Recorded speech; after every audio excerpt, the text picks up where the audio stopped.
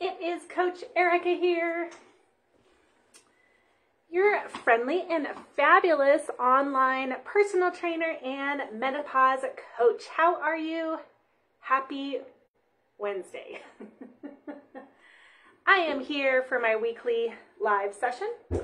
Last week I couldn't log on because I had to take my car in for work, so sometimes life gets in the way of our normally scheduled programs, but all a-okay. In this week's live session, I wanted to talk about how to structure your workouts based on your goals.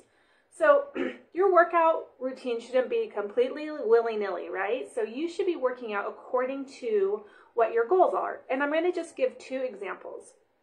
And this is going to be advice mostly for women over 40, although anyone can get value out of what I'm about to say. So say like you are a woman who just wants to be fit, you want to be healthy, you want your blood work to be good when you get it done at your doctor's office, you want to be able to fit in your clothes, you just want to be able to play with your grandkids, do stuff around the house, feel energy. You don't have specific goals. You just want to feel fit and healthy and strong. Then you should be including strength training in your workouts, 3 times a week, 2 to 3 times a week, maybe 4, depending on your age and injury risk and how you feel. So anywhere between 2 and 4 times a week. And you should be doing a variety of things, emphasizing stuff that's fun, that you enjoy.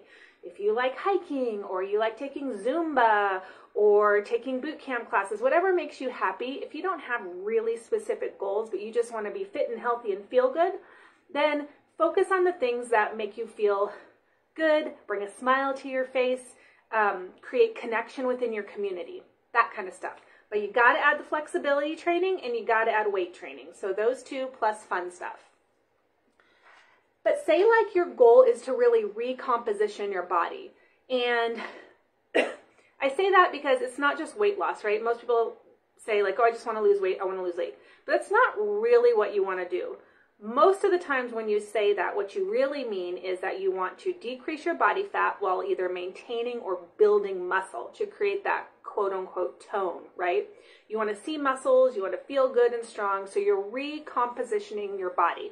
Decreasing body fat, increasing muscle.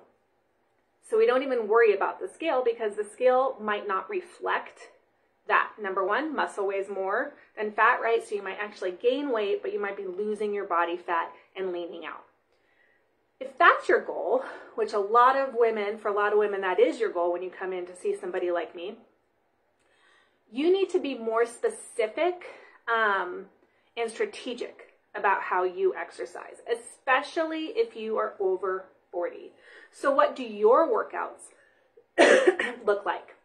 Well, number one, you definitely need to be doing strength training 2 to 3 times a week. I would say 1 to 3 times a week, depending on your age and your ability. But your strength training needs to really be focused on heavy lifting. And I'm talking like 6 reps. No more than 6 reps. That's how heavy you need to be lifting.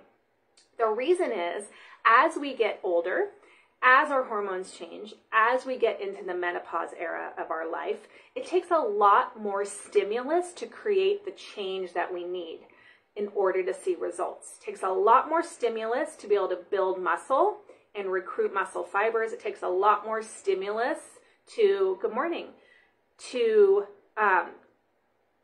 release those hormone growth, human growth hormone, testosterone, and other hormones that we want to help us get results. So if your goal is not just fun fitness, if your goal is to recomposition your body, strength training, absolutely number one.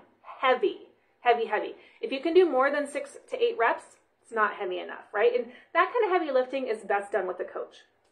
The second thing, no fasted workouts, right? So fasted workouts don't work very well for women, especially as they get older and their hormones are changing. So making sure that you have protein and carbs before your workout, because you need the carbs to be able to do this high intensity that you need to achieve in order to get your results. So protein plus carbs before your workout, and then you have to be really strategic about your post-workout meals.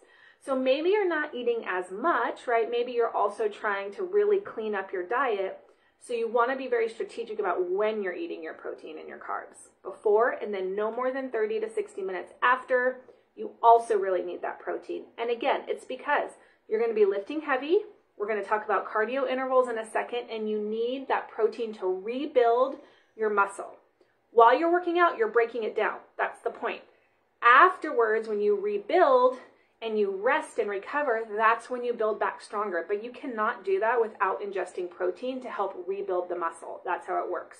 So getting 25 to 35 grams at least of protein, no more than 30 to 60 minutes after your workouts. So you have to be a lot more strategic if you want to see the results, just because it's harder to see results as we get older, and so we have to really think about it.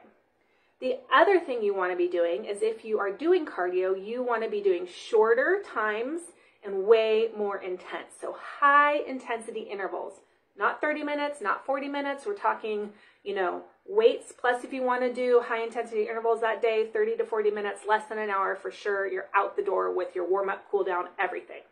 So high intensity, short bursts of spin cycle intervals or running intervals, jumping, plyometrics, anything like that. Short bursts, 30 seconds at a time. That's what we're talking about, where you can't talk. And then you let your heart rate come down, and then you do it again. Again, that high intensity work is what is really important as we age, to lose the body fat, maintain the muscle, all that good stuff. So if you're doing those long bouts of cardio, 45-minute runs, just because you want to lose weight or change the way you look, not because you enjoy it or because you're training for something, we want to get rid of that long cardio and go shorter amounts of time, higher intensity. All right, so also very important. The other thing is that high intensity tends to burn calories more even after you stop working out. So another good reason to include that.